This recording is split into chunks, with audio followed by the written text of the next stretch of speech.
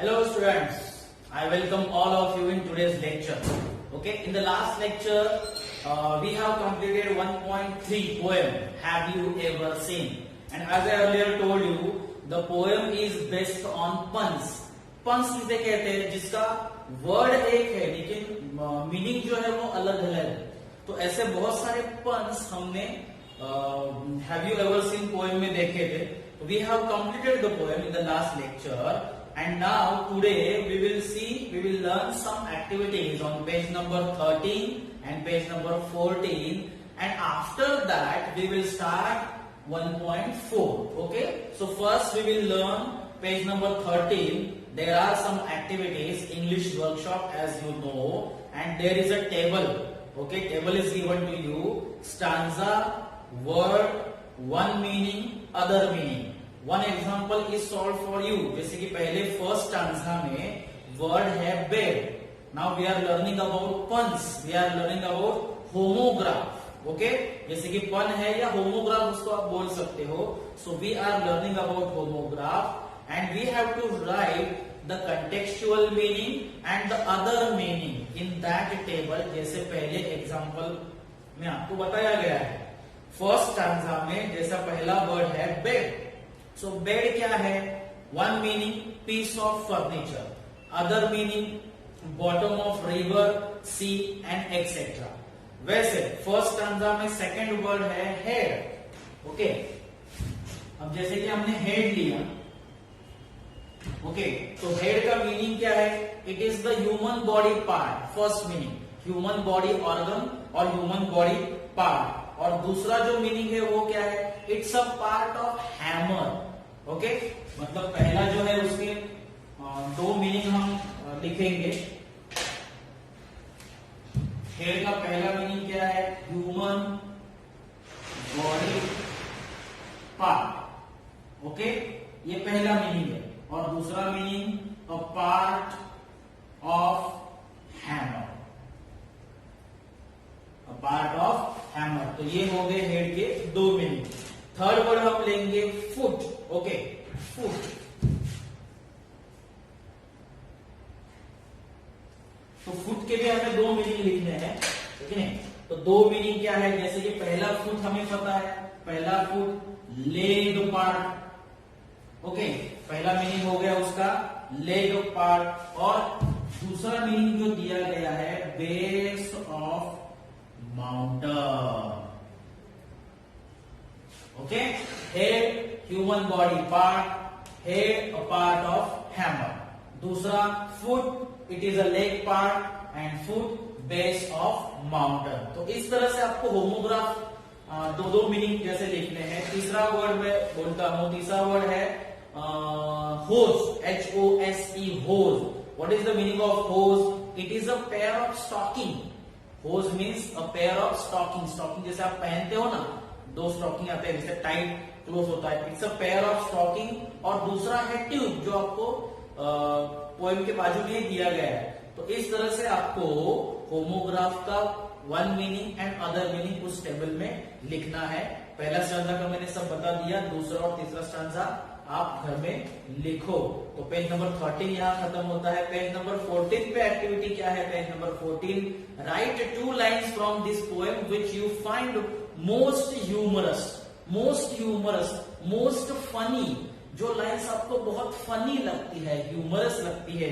जैसे कि can you tackle, वो है ना, can you tickle the ribs of parasol. Tickle मतलब खुजाना. Okay, parasol. और दूसरी जो फनी लाइन है, does the needle wink its eye. तो ये ऐसी जो फनी लाइन्स आपको लगती है वो लिखनी है. Activity 3, find from the poem 3 examples of each. अब यहां दिए गए हैं फिगर्स ऑफ स्पीच, इंटरोगेशन, पन, personification, alliteration. 4 figure of speech आपको दिए गए हैं. उसके एग्जांपल्स आपको फाइंड आउट करने हैं. जैसे कि इंट्रोगेशन क्या है? इंट्रोगेशन मतलब क्वेश्चन. अब पोएम में जितने सारे क्वेश्चंस मीनिंग्स के सेंटेंस आए हैं वो सभी इंटरोगेशन के ही एग्जांपल होंगे. जैसे कि पहला सेंटेंस है, have you ever seen a sheep on a river bed. This is the example of interrogation. और has the foot of a mountain any toes? This is the example of interrogation. ये ध्यान में रखिए, जैसे कि यहाँ interrogation का question have या has से स्टार्ट हुआ है या does से स्टार्ट हुआ है, तो इंट्रोगेशन मतलब क्वेश्चन, और क्वेश्चन जो होता है जैसे कि हमने ग्रामर में पढ़ा था WH क्वेश्चन और वर्बल क्वेश्चन, इसमें ये वर्बल क्वेश्चन है। सो जो क्वेश्चन वर्बल वर्ब से स्टार्ट हो गया है उसे वर्बल क्वेश्चन कहेंगे और उसे इंट्रोगेशन का एग्जांपल बताएंगे। वैसे तो पूरी कविता में क्वेश्चन मार्क दिया गया है, पूरी कविता के जो लाइंस है सभी लाइंस क्वेश्चन मीनिंग वाले ही है, लेकिन प्योरली जो वर्बल क्वेश्चन है वो वर्बल क्वेश्चन एग्जांपल है इंटरोगेशन का। ओके, नेक्स्ट पन। अब पन में जैसे हमने अभी लाइन पढ़ी थी कि has the foot of mountain any toes, foot mountain any toes, ये भी पन का ही एग्जांपल है। पन मीन्स होमोग्राफ। पोएम में सभी जो मतलब बहुत सारे जो लाइंस है उसमें एक वर्ड ऐसा है कि जिसके दो मीनिंग है, वो होमोग्राफ है और वो पन का एग्जांपल है। तीसरा है पर्सोनिफिकेशन। पर्सोनिफिकेशन का भी वही same example, has the foot. Personification आपको पता है, तो इसमें एग्जांपल दिया है has the foot of mountain any toes, क्या माउंटेन के पैरों के टोज होते हैं? Example of personification, non living thing mountain is given human quality और human part. Okay, it is compared with human part. So personification का ये example हो गया। इस तरह बाकी के एग्जांपल्स आप करो। बाकी एक्टिविटी आगे कुछ खास नहीं है, जैसे कि लास्ट एक्टिविटी में आपको ब्रैकेट्स में वर्ड्स दिए गए हैं and you have to fill in the blanks those words correctly. Okay, तो ये एक्टिविटी तो आपको बहुत ही इजी पड़ेगी, तो आप कर सकते हो। तो पेज नंबर 14 पे जो हमारी सभी एक्टिविटीज है 1.3 पोएम की, 1.3 पोएम की एक्टिविटी खत्म होती है। And now see on page number 15। Page number 15, lesson 1.4. As you have seen the title of the lesson, have you ever thought of verb have? So have you ever thought of have? The lesson is based on purely grammar. Okay, ये जो lesson है वो पूरा grammar का lesson है। बहुत students ऐसे हैं कि जो हैव का यूज कर रहे हैं, तो हैव के यूज में अभी भी उनको कंफ्यूजन होता है कि एग्जैक्टली हैव कहाँ यूज करना है, कहाँ नहीं यूज करना है ग्रामर में। Specially when we solve grammar sentences, most of the students make mistake while using have. So इस लेसन में हैव को कहां कहां यूज करना है इसके बारे में आपको क्लैरिफिकेशन दिया गया है। And you have to keep in mind and you have to learn thoroughly when we use have and when we do not use have. Okay, so page number 15, have you thought of the verb have? How many times do you use the verb have in your conversation और writing? Try to keep a count of it for an hour or so. So what do you find? When you count the uses of have, what do you find? Perhaps you have always thought of this versatile verb as an auxiliary verb or a helping verb, as we call it. Have is a versatile verb. It is a multi-purpose verb, you can say. Have के बहुत सारे uses हैं, versatile verb है ये। Okay, the helping verb have is used to form when we call it perfect tenses. So पहला जो हमारा important use है have का, we use have in all perfect tenses. Present perfect tense, past perfect tense, future perfect tense. Okay, then we call perfect tenses. They have come, I had clean, forgotten, all about it.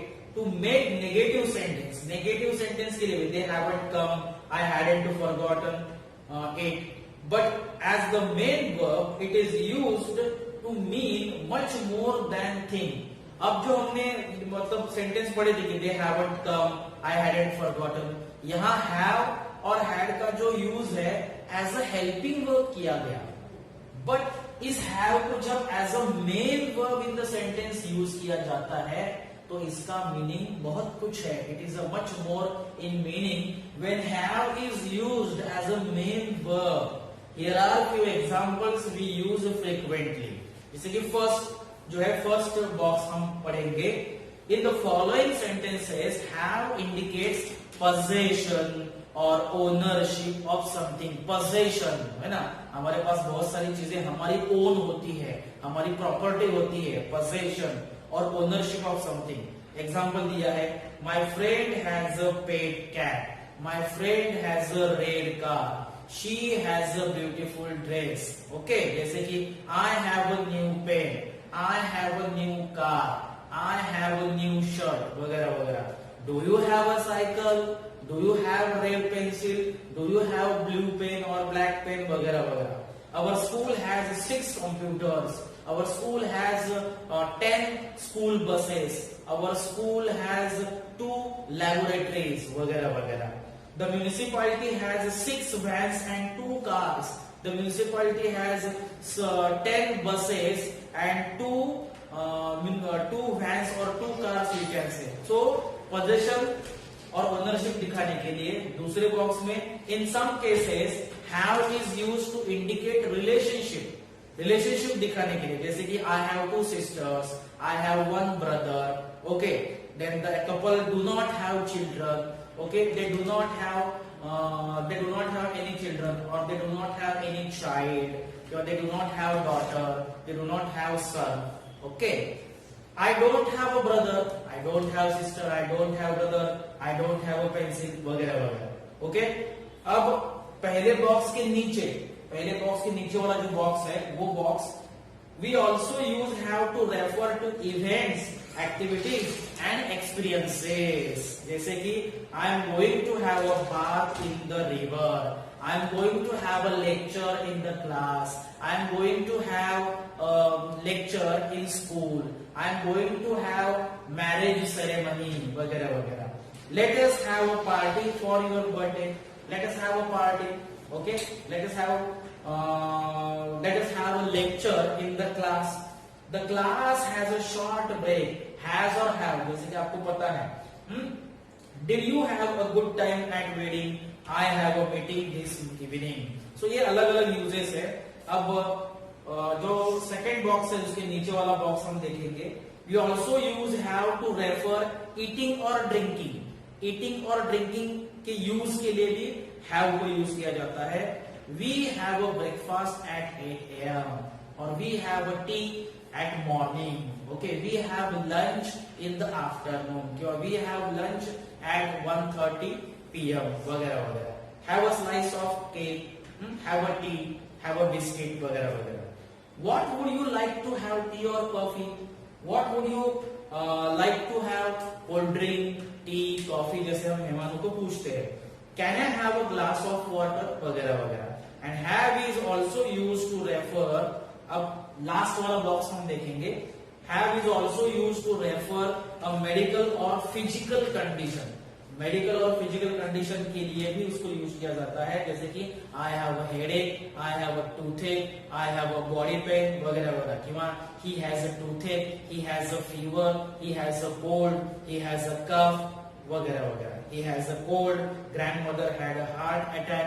तो इस तरह have के जो अलग अलग uses है वो अलग अलग यूजेस. अब हैव मतलब ओनली हैव नहीं है. सो हैव में 3 वर्ब आएंगे, हैज, हैव और had. Okay, has singular subject के लिए, हैव प्लूरल सब्जेक्ट के लिए और हैड दोनों सब्जेक्ट के लिए, चाहे सब्जेक्ट सिंगुलर हो या प्लूरल हो. और हैव और हैज हम यूज करते हैं प्रेजेंट टेंस में. ओके, और हैड जो है वो हैड हम यूज करते हैं पास्ट टेंस में, जैसे पास्ट परफेक्ट टेंस में. ये दोनों पास्ट प्रेजेंट परफेक्ट में यूज करते हैं और पास्ट हैड जो है वो हम पास्ट परफेक्ट में यूज करते हैं. तो ध्यान में रखिए. तो इस तरह बाकी की जो एक्टिविटीज है पेज नंबर 16 पे तो दी गई है. सिंपल एक्टिविटी है तो वो आपको करनी है पेज नंबर 16 पे. तो यहां हम रुकते हैं और आगे के लेक्चर में हम 1.5 स्टार्ट करेंगे the necklace. Okay, thank you.